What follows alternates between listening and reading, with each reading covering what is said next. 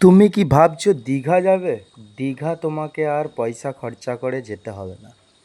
কম পয়সায় তুমি দীঘা দেখতে গেলে যেতে হবে তোমাকে, আসতে হবে তোমাকে কলকাতা।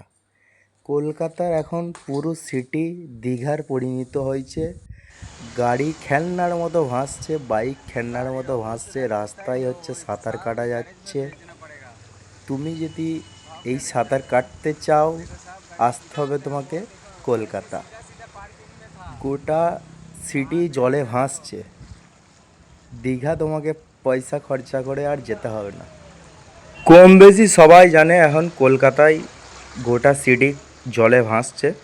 তো এখন দুর্গাপুজো আছে, দুর্গাপুজোর প্যান্ডেলও সব ডুবে গেছে।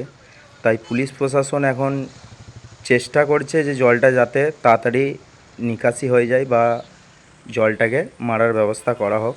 এটাই পুলিশ প্রশাসন এখন চেষ্টা চালাচ্ছে।